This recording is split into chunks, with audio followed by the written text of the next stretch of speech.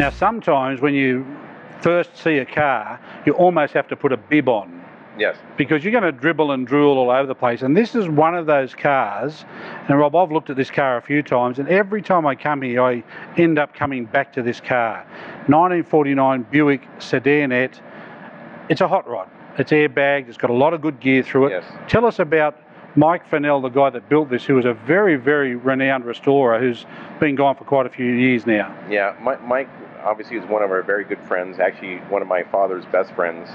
And actually restored cars for him for Pebble Beach for close to 30 years. Now, for the Australians, anyone that restores cars for Pebble Beach, Pebble Beach Concours is the ultimate, isn't it, really? The American way of saying it is the Super Bowl of car shows. Well, there you go. So to be even put into that category as a restorer for Pebble Beach is a pretty big rap, isn't it? Yeah, and the cars he restored, probably 250, 300 cars that he restored himself that were shown at Pebble Beach. Many first of class, one best of show, and some very significant trophies at Pebble. I mean, first class, most guys would cut their left leg off for, but to win best of show, that's few and far between. Yeah, not many people have done it. And this is the same guy. So we're talking about a different era of cars, obviously. But look at the finish on this, and this has been done for quite some time, Rob. Looks like it just rolled out of the restoration shop yesterday. And this car's been done well over 20 years now.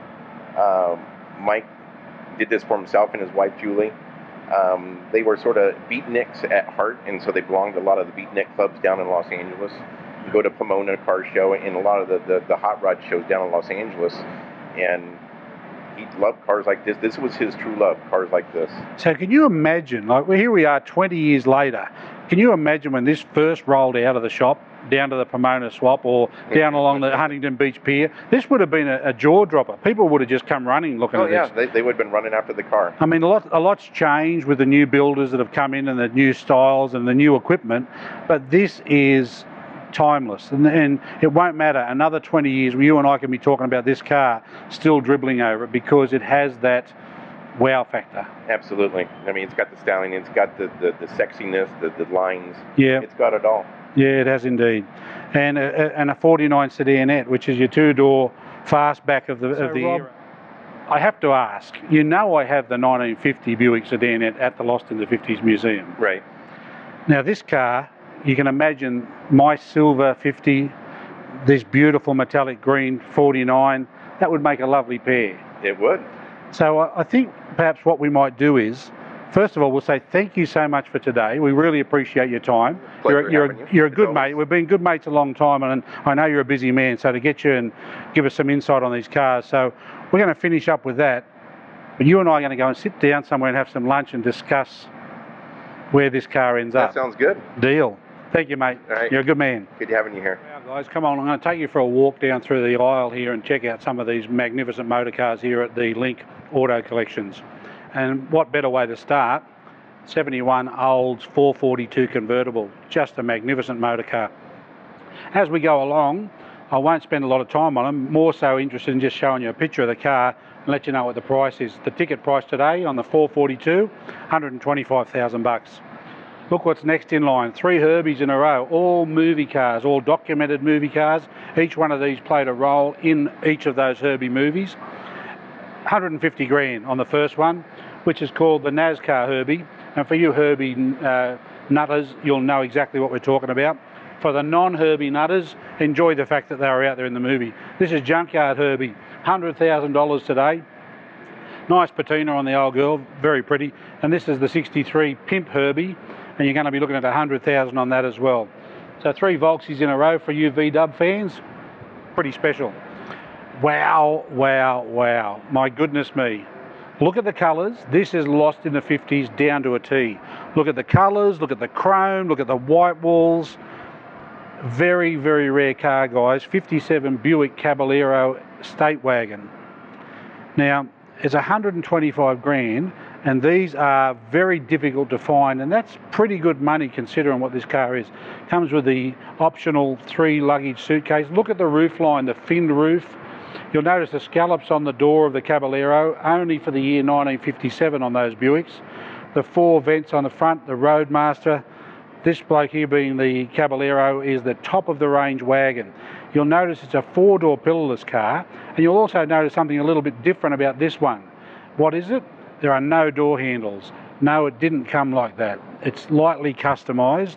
Not my preference to do that to a beautiful car, but it has been, all the doors have been shaved. But you still get a presence, don't you, of just how beautiful those Caballeros were when they rolled off the floor. They were a very, very limited edition car for 1957. Red, white and blue, America all the way. What more is more American than a couple of GT350 Shelby convertibles? There are 2 of them here on the floor. The first one, the 68 GT350, beautiful blue colour, magnificent looking car, beautifully restored. 125,000 bucks on the ticket for this one today. Gosh, which one would you pick, blue or red? Another 68. It's exactly the same car. This one in the red and white finish. This one, 150 grand. Now, you ask yourself the question, would you pay 25 grand more for the red car? Surely it can't be $25,000 just for the colour. Ask any of the collectors and they'll tell you, of course, the red Shelby seems to be what everyone's after, but it's a personal choice. Right behind it, guys, come and have a look at this. Gosh, it's just never ending, the quality and the magnificence of this place, the LINQ Casino. The first of the Chevy Corvettes, 1954 Chevy Corvette convertible. 155 horse, white on red. What can I tell you? Just a beautiful, beautiful car. This was the very first of the Corvettes to come out, so it was the forerunner of those beautiful 2016-17 releases now. Magnificent car.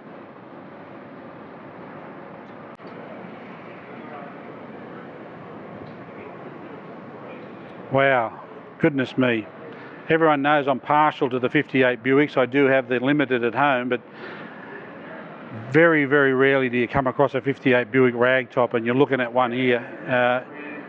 It's hard to imagine that they can get much better. 1958 for me was the penultimate year for all of the chrome, all the embellishments, all of the bling. This was one of those cars that was right up there. Take a particular note of the rear view mirrors on left and right on this car. You'll notice that there is a driving light on the front and a mirror on the back. Matching coloured ragtop, followed by all of the full-bodied chrome mouldings all the way through, typical of the 1958 era. It was such a competition between Buick and Oldsmobile and Chrysler and Pontiac, and these cars for 1958 are just a time capsule of a period where everything was achievable, nothing was off limits. If someone was going to build a 58, it was looking out the window at the other dealers and saying, how do we outdo them? This car's a very, very good example of a beautiful restoration, but the price tag is going to be $200,000 US. Put into Australian terms today, $250,000 plus shipping. You be the judge as to whether or not you think it's worth it. So one of the big attractions here at the LINQ Casino is not just the Lost in the 50s theme cars that I'm so passionate about, but the pre-war cars here that Rob has assembled are outstanding examples of an era long, long gone by. We're going back to early 1900s, 20s, 30s. Some of these cars are just masterpieces of art. The 32 Chrysler Custom Imperial over here. Have a look at this. It's got its own secondary windscreen in there, big convertible. The roof line is 20 foot long in itself, just magnificent. Moving down, we just pan through and look at some of the shapes and styles of some of these cars, the roof lines and the glamour. It's hard to imagine that these cars are still with us today after all these years and being driven on the road, enjoyed. As you know, I did have a Pierce Arrow, a 31 Pierce Arrow at the museum for a very short time, and it was on sold to a private collector. This is a 1927 enclosed limousine Pierce Arrow. This car would have to be a good 20 foot long, but look at the height of it. Look at the size of the headlamps. They are almost like a huge big version of the little Ford Model A's and T's. To finish off our little coverage here today at the LINQ Casino, You know I'm a Cadillac guy. I've got a 1940 Cadillac Fleetwood limousine, which is my pride and joy. But I want you to look at this, because this too is a 1940 Cadillac. So the same year my car was produced, this is a Series 75 Brun town car. Now, it's just mind-boggling. This thing is a work of art. You can see that the front roof for the driver completely separates, and the back cabin is absolutely sealed and air-conditioned. So in a 1940, those that drove in the back of this car would have been dignitaries. It would definitely have been most likely a commissioned car that belonged to an embassy or something along those lines. It has the exact same front as my 40 Fleetwood, same headlights, the big teardrops, and the same beautiful grille. But the gold line down the side, which separates the lower from the upper, really brings this car, it's a treat.